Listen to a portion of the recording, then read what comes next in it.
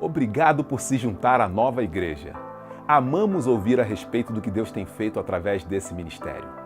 Conte-nos sua história mandando um e-mail para contato@novaig.com.br. Se você deseja contribuir financeiramente com esse trabalho, para que possamos alcançar mais e mais vidas, faça uma doação em novaig.com.br/doe.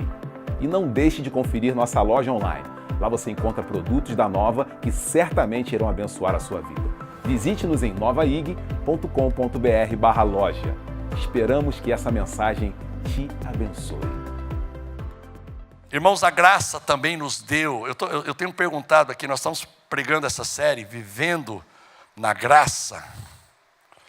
E nós estamos falando, o tema de hoje é nova identidade. Quantos aqui têm certeza que você tem uma nova identidade em Cristo? Você tinha uma identidade anterior que era muito ruim.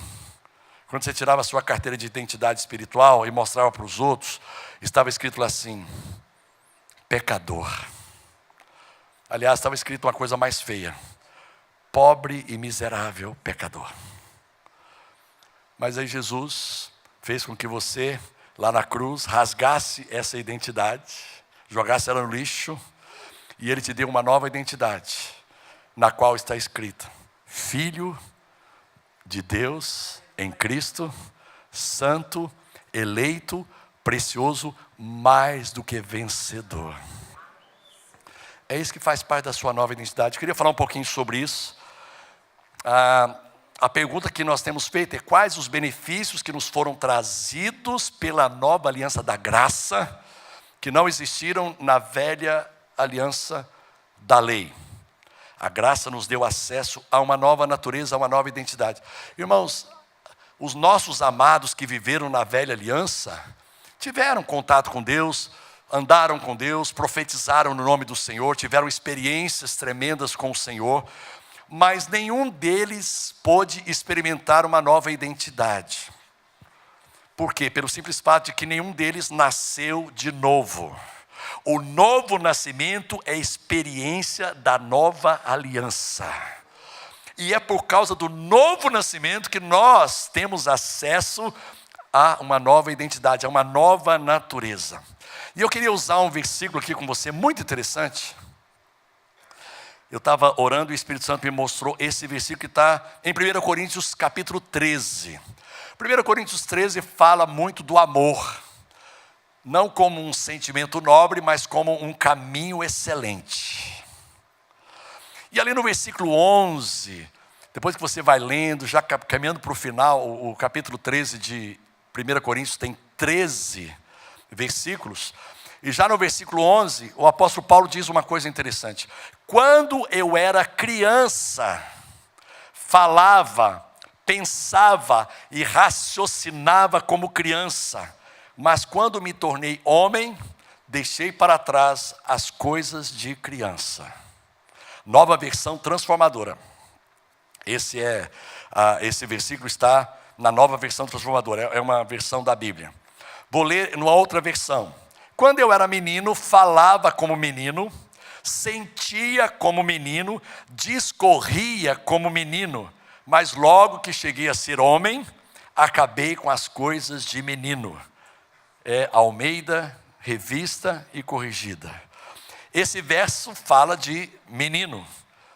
Esse menino é uma identidade. É uma identidade.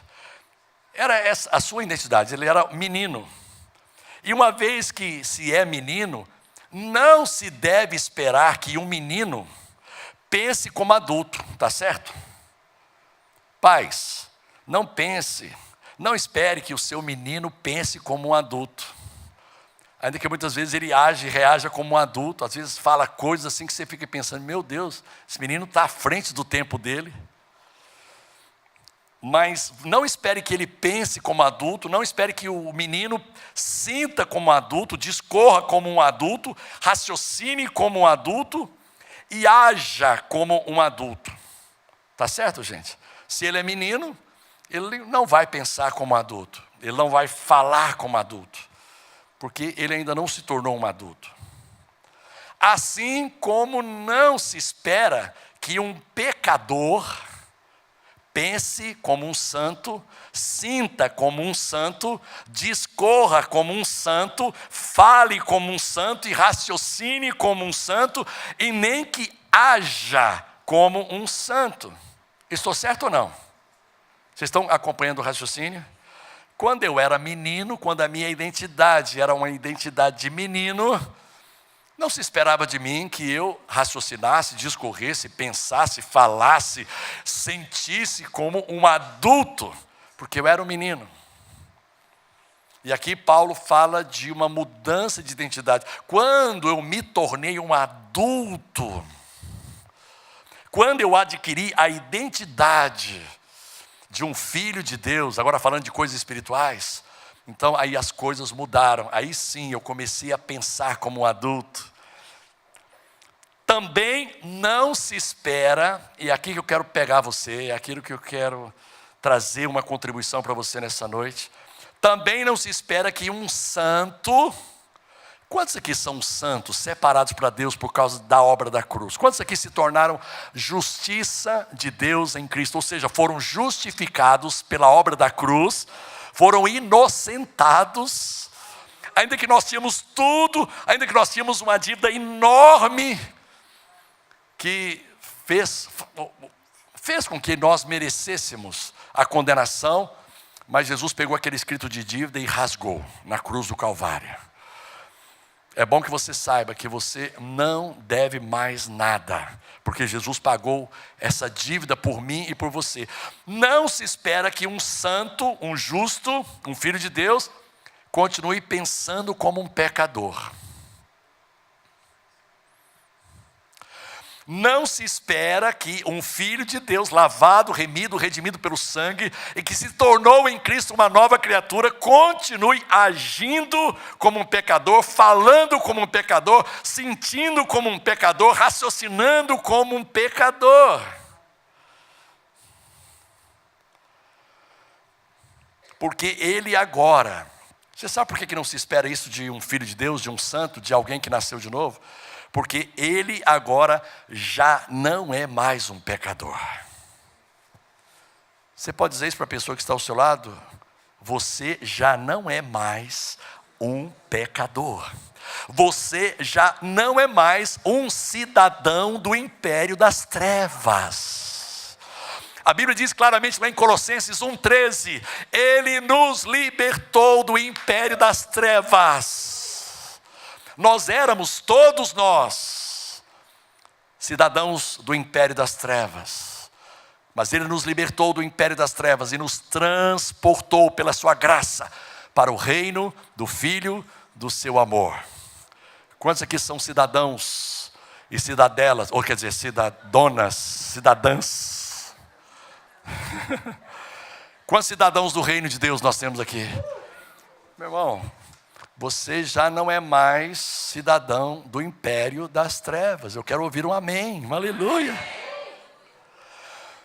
Mas, se você já não é mais um pecador, se você é um santo, então agora você tem o direito de pensar de maneira diferente. Eu vou te perguntar uma coisa. Como eu vou pensar grande? Como eu vou falar grande, sentir grande, raciocinar grande, discorrer grande, se eu não sou grande? Eu posso dizer para você assim, cara, você tem que pensar grande. Você tem que pensar alto. Você tem que falar grande, falar de maneira nobre. Se você não é grande, você não é nobre. O que é mais importante? Ou o que vem primeiro?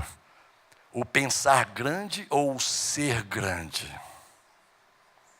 Ser grande, sim ou não? Então, o que vem primeiro? O que eu penso, o que eu sinto, o que eu falo, o que eu raciocino, o que eu ajo, o que eu faço, ou o que eu sou? O que eu sou. O que eu sou. O que se torna grande primeiro? O que eu penso, o que eu sinto, o que eu faço, o que eu falo, ou o que eu sou? O que precisa de se tornar grande primeiro? O que precisa de se tornar luz primeiro? Outrora, Efésios 5:8, outrora éreis trevas. Você era uma escuridão só. Diga para a pessoa que está ao lado, você era uma escuridão de dar medo.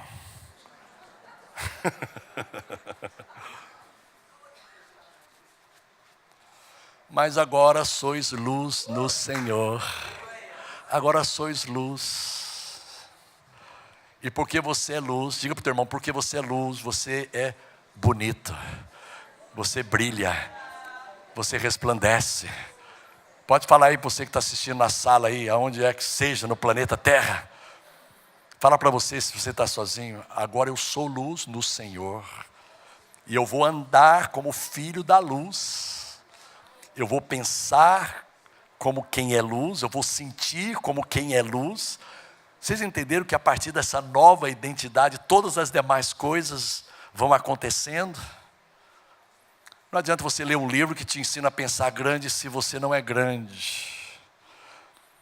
Não adianta você ler um livro que te ensina a falar coisas grandes se a sua natureza não é de alguém que se tornou grande em Cristo Jesus. Eu quero usar uma frase aqui que a gente sempre tem usado, e vocês pacientemente, todas as vezes têm me ouvido. Torna-te quem já és.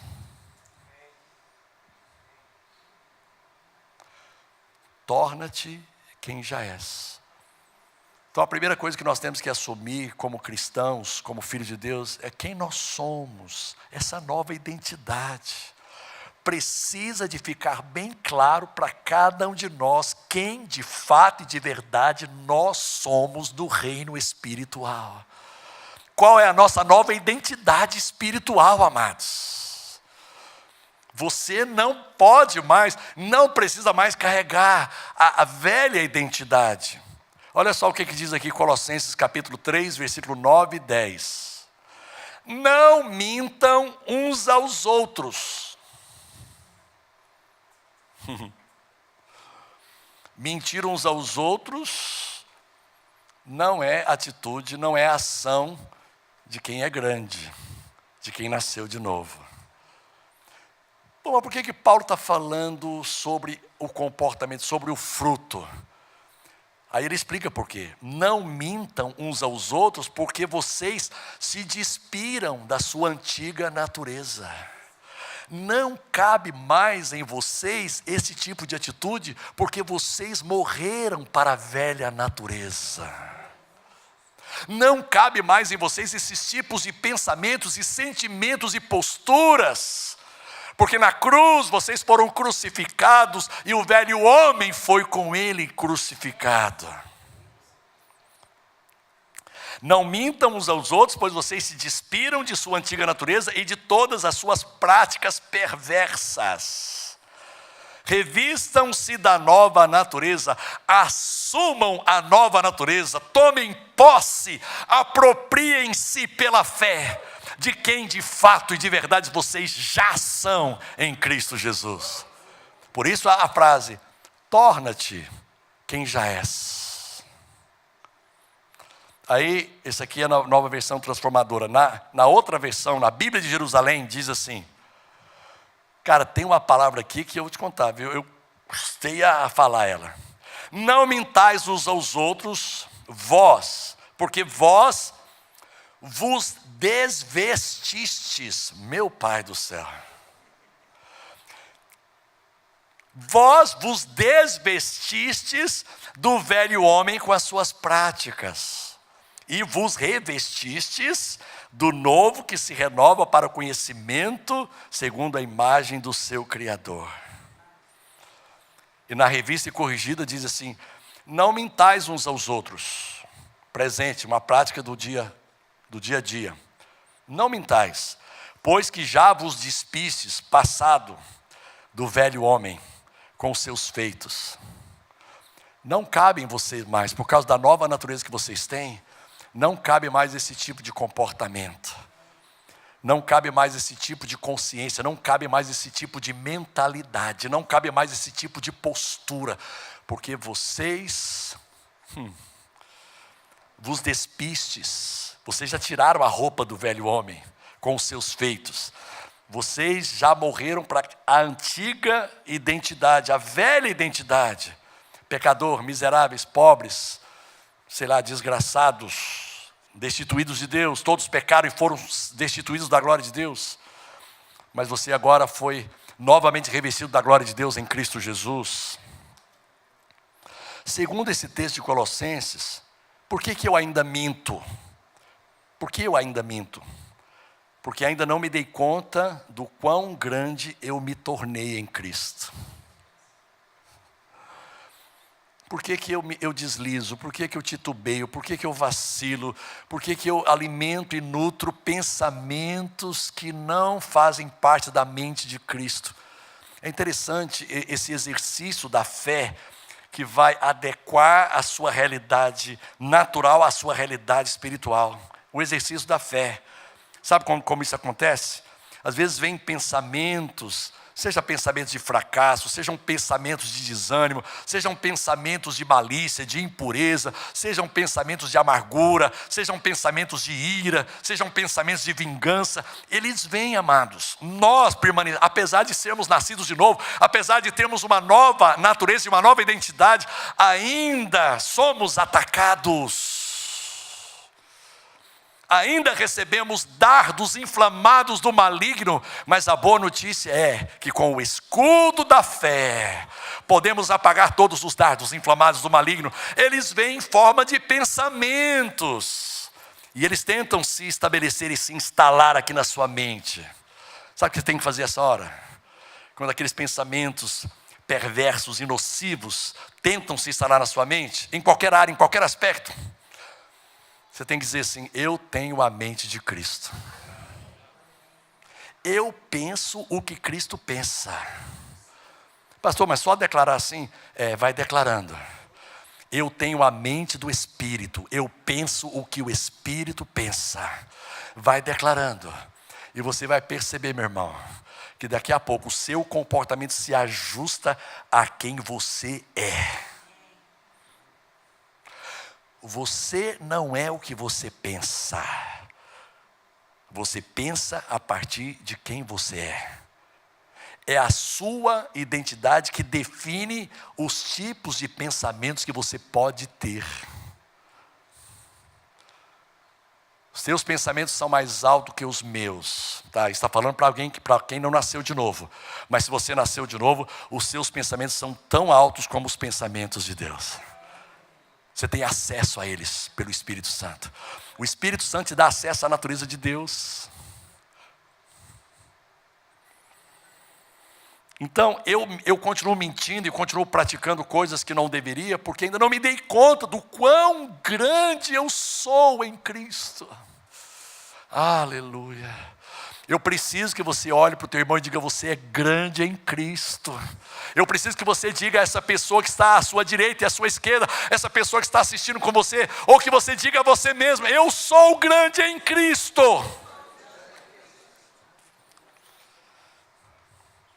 Eu minto porque ainda estou pensando que sou pequena. Eu não me dou conta que eu sou grande. Então eu sou grande, mas continuo agindo como se eu não fosse grande. Pare de agir como se você não fosse grande. Pare de agir como se você não fosse um santo. Pare de agir como se você não fosse um redimido pelo sangue de Jesus. Pare de agir como se você não fosse uma propriedade exclusiva de Deus em Cristo. Aleluia. Você é propriedade exclusiva dele, você pertence a Ele. No seu espírito, na sua alma, no seu corpo. Você é posse de Deus. Eu sou santo e continuo pensando, sentindo, falando e agindo como se eu ainda fosse um pecador. Foi isso que Paulo disse: olha, não mintam. Vocês não precisam disso. Vocês têm uma nova natureza, vocês têm uma nova identidade. Vocês têm um novo ser que flui dentro de vocês. Vocês têm o Espírito Santo como o penhor da herança. Diga ao irmão que está ao seu lado assim: você é livre para pensar, sentir, falar e agir grande. Porque você é grande em Cristo Jesus. Eu preciso que você se dê conta nessa noite de que você se tornou grande em Cristo Jesus.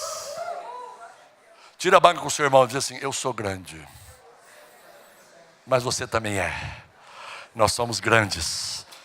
Deus nos tornou grandes, nobres, santos, separados para Ele. Santos não quer dizer que não peca mais. Parece uma inconsistência isso. Pastor, mas nós não somos pecadores, mas ainda pecamos? Sim.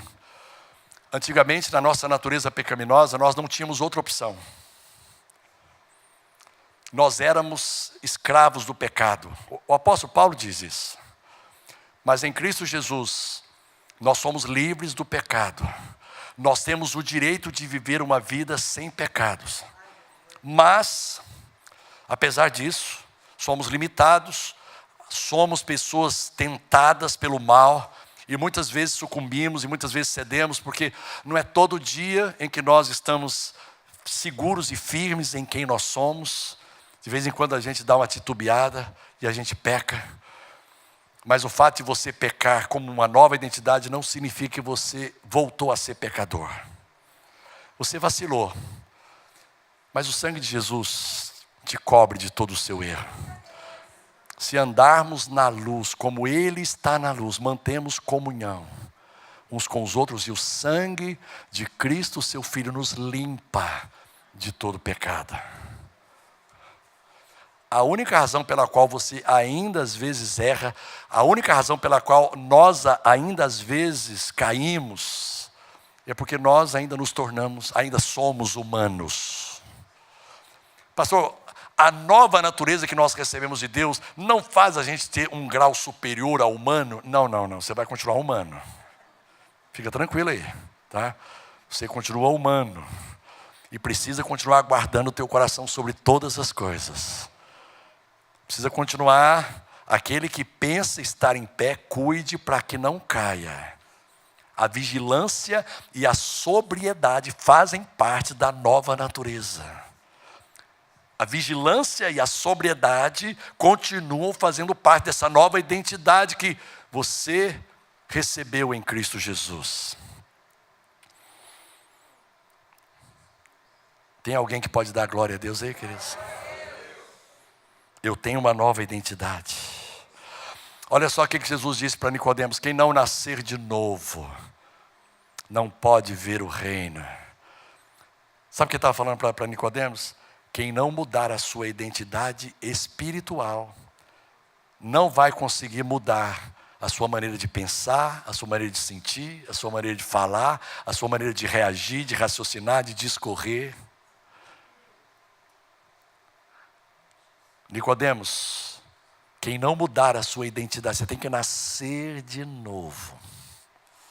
Você tem que entender quem agora você tem o direito de ser em Cristo Jesus. Torna-te quem já és. Queria chamar os músicos aqui. Nós vamos estar orando, ministrando. E eu queria ler para você enquanto eles estão vindo. Romanos 6, de 4 a 8. Pois pelo batismo morremos e fomos sepultados com Cristo, e assim como Ele foi ressuscitado dos mortos pelo poder glorioso do Pai, agora nós também podemos viver uma nova identidade, uma nova natureza, uma nova vida, uma nova realidade. Uma nova realidade, diga comigo, uma nova realidade, uma nova dimensão espiritual. Uma vez que a nossa união com Ele se assemelhou à sua morte, assim também nossa ressurreição à sua morte. Assim também nossa ressurreição será semelhante à dele. Sabemos que a nossa velha natureza foi crucificada com Cristo, para que o pecado não tivesse mais poder sobre a nossa vida, e dele deixássemos de ser escravos. Quantos podem dizer comigo assim: eu não sou mais escravo do pecado, porque eu tenho uma nova identidade. Apesar de vez em quando cair, né, e de vacilar, de errar, cometer faltas e falhas, mas eu sou uma nova criatura. Pois quando morremos com Cristo, fomos libertos do poder do pecado. Então, uma vez que morremos com Cristo, cremos que também com Ele nós viveremos. A nova vida fala de uma nova natureza. fala de uma nova identidade. Qual é a nossa nova identidade? Filhos de Deus, santos, separados para Ele. Nós somos luz, nós somos eleitos, nós somos amados, justiça de Deus, mais do que vencedores, prósperos, cheios de shalom em nossos corações. Estamos cheios de shalom. Irmãos, na antiga aliança, esse benefício não foi concedido a ninguém, mas esse benefício foi concedido a cada um de nós. Você tem o privilégio de ser gente da nova aliança e de ter recebido gratuitamente o poder de se tornar uma nova criatura. Se alguém está em Cristo, nova criatura é. As coisas antigas já passaram. A antiga maneira de pensar, a antiga maneira de sentir, a antiga maneira de falar, a antiga maneira de fazer, a antiga maneira de se comportar, a sua performance antiga já passou e eis que tudo se fez novo, a partir do entendimento dessa nova identidade que já está em você. Você já se deu conta de que você em Cristo se tornou grande, que você tem acesso aos pensamentos de Deus, você tem acesso aos sentimentos mais nobres que um homem possa experimentar, palavras de sabedoria nos relacionamentos, amor, graça. Louvado seja o nome de Jesus. Quero orar com você. Eu quero orar para que Deus possa te ajudar a se dar conta de quem você é. E quando as circunstâncias tentarem te convencer, olha só que frase difícil, gente, por favor me ajude, tá? Quando as circunstâncias tentarem te convencer de que você não é quem você é, meu Deus do céu, aí você vai poder se levantar e dizer assim: circunstâncias, vocês estão erradas, fiquem aí no lugar de vocês, porque apesar de vocês estarem contrárias, não importa, eu continuo sendo mais do que vencedor em Cristo Jesus. Sentimentos que vez após vez vêm ao meu coração tentando me convencer de que eu sou um fracasso, eu sou um derrotado, eu sou um pobre miserável, eu não vou conseguir romper limites. Sentimentos, eu quero ordenar a vocês que fiquem no lugar de vocês, porque em Cristo Jesus eu sou próspero. Em Cristo Jesus eu tenho uma nova identidade. Eu tenho acesso aos pensamentos de Deus, eu tenho acesso à mente de Cristo.